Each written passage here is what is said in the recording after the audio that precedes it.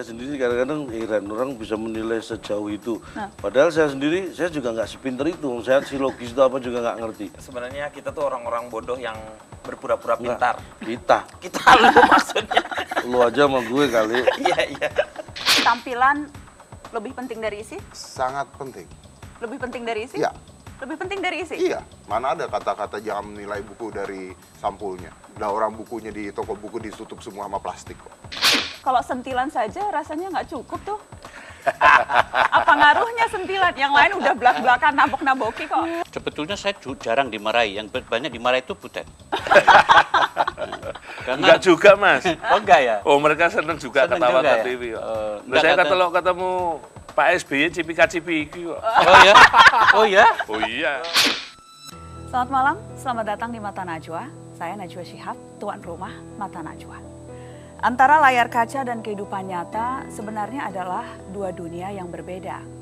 Layar kaca adalah dunia yang serba tertata, dengan para bintang menangis dan tertawa sebagai sandiwara yang dirancang sebelumnya. Mereka mainkan suatu peran untuk menghibur para pirsawan dan menjaring rating serta iklan. Jika akting sudah jadi hal yang amat biasa, akankah dalam kehidupan nyata mereka juga terbiasa berpura-pura? Inilah Mata Najwa, elit layar kaca.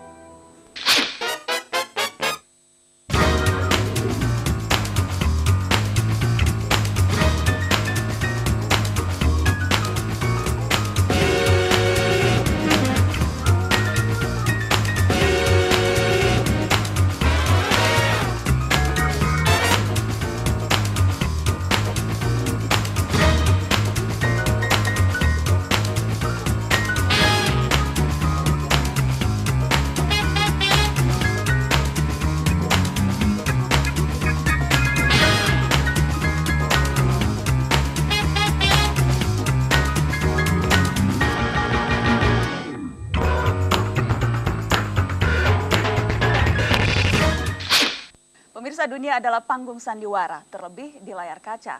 Kerap kali nasib sebuah program bergantung pada kekuatan karakter yang membawakan. Mata Najwa mengundang seorang bintang layar kaca. Bermula dari trik magic, ia kini menjadi sosok yang kerap dilirik. Telah hadir Deddy Corbuzier. Selamat malam, Mas Deddy. Selamat malam. Terima kasih sudah bersedia memenuhi undangan Mata Najwa. Sama-sama. Gantian sih sebenarnya. Gantian ya? There's always give and take. Always like that. Jadi artinya setelah ini saya yang harus Setelah datang ke ini, acara Nana Anda? harus ke acara saya. Insya Allah dengan senang hati. Menarik untuk berbincang dengan salah satu elit layar kaca. Saya katakan elit karena Anda masuk industri ini sudah sejak tahun 98. 98. Anda melihat ini suatu perjalanan yang akan panjang, targetnya memang sampai panjang, akan ada terus di depan layar kaca? Ya, dari awalnya orang tua saya juga udah meragukan itu. There's a lot of things. First, I'm Chinese. Di zaman saya tidak banyak Chinese people yang masuk ke dunia entertain.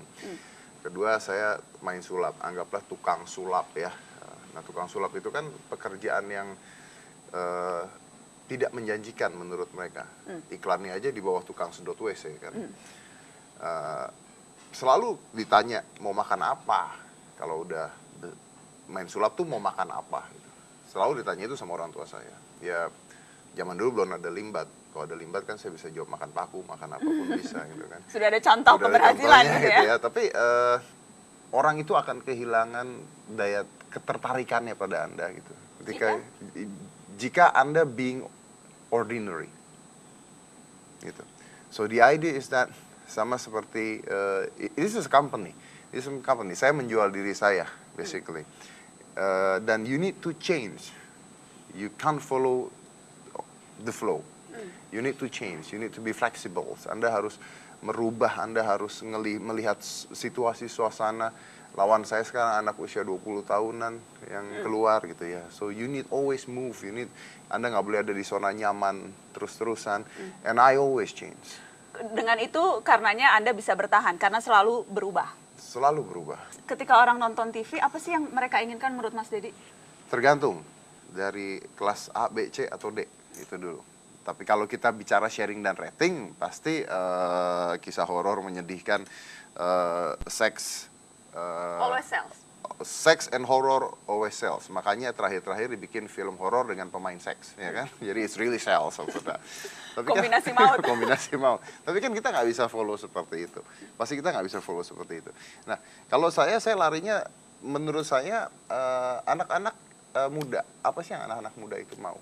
Apa sih yang mereka pinginkan? And that's what we try to hear terus-terusan gitu. Contohnya adalah I come up with my own diet. Oke, yang saya sebar ke masyarakat begitu. OCD. Yes. I come up with my own diet yang saya sebar ke masyarakat. And I need to prove it. Gimana caranya saya harus melawan anak usia 20 tahunan yang mereka must be younger than me, must be maybe they're more handsome than me, ya kan? Mungkin nggak banyak. Gimana cara ngelawan mereka gitu. So I think I need to change gitu. I really need to change, dan I think I successfully berubah terus begitu. Jadi sekarang kalau anak-anak muda melihat saya, they always come up with my diets, gimana caranya, ininya bagaimana. Dengan berubah terus akan lebih mudah tersesat tidak ya? Pasti. Dengan berubah Anda akan mudah tersesat, pasti. And that's good. Deddy Corbuzier sekarang sudah tersesat karena terus berubah? Pasti, and that's really good. Karena if you stay, you stuck. If you stay, you stuck. You don't stay. Dan tersesat itu hal yang baik karena? Tersesat itu hal yang sangat baik. Karena kalau Anda tidak pernah menyesatkan mobil Anda tidak akan pernah lihat tempat baru.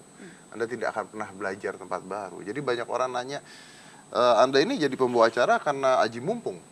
Ngomong gitu saya, dan saya selalu menjawab, benar, memang aji mumpung.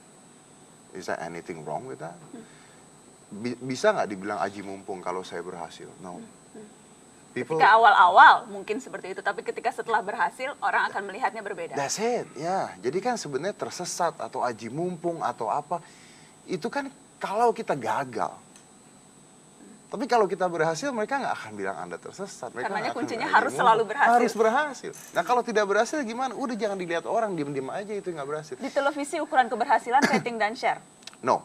Bukan? No. Apalagi ukuran keberhasilan program televisi. Kalau sekarang iklannya banyak, yang nonton banyak. Kalau untuk Deddy Corbuzier ukuran Saya keberhasilan? punya acara TV yang rating dan share saya tidak tinggi. Tapi acara TV saya adalah acara dengan penghasilan yang mungkin terbesar di stasiun TV tersebut. Jadi dari hitungan banyaknya pemasukan iklan. Yes. Oke. Oke. Now how? Question is how. Kalau kita ngikutin, jadi ada dua nih menurut saya. Pertama adalah rating and share. Nah sekarang kita tahu bahwa rating and share itu menurut saya sendiri salah. Karena cuman berpatokan pada LC Nielsen. Jadi ini Tuhan ya.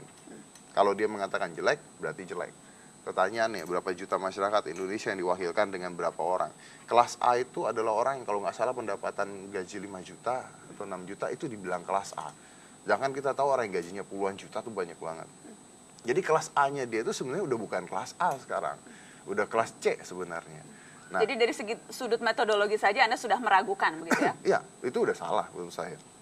Terus Anda memberikan decoder or anything untuk dilihat dan sebagainya. Betapa gampangnya itu untuk dimanipulasi. Sedangkan sekarang kita punya sistem yang lebih bagus.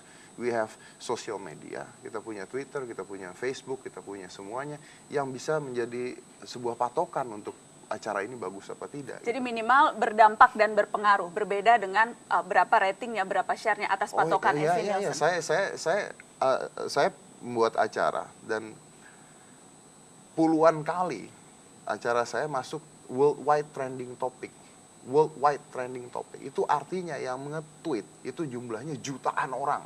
Oke, sharing saya jelek loh. Sharing saya jeblok. Pada saat saya sharingnya tinggi di Twitter, Facebook nggak ada yang ngomong. Karena kalau Anda mau sharingnya tinggi, panggil tukang penyanyi dangdut, suruh jungkir balik. Dan penontonnya lebih banyak. Dan itu pun terkadang dilakukan juga. Yes, terkadang dilakukan juga. Tapi kita karena rating and share memang tidak mau itu memang menjadi tolok ukur. Not in my show. Karena kalau kita mengundang penyanyi dangdut pun kita akan cari kehidupan dia lah, akan itunya. Jadi setelah jungkir balik ada sesuatu yang lain Iya, gitu ya.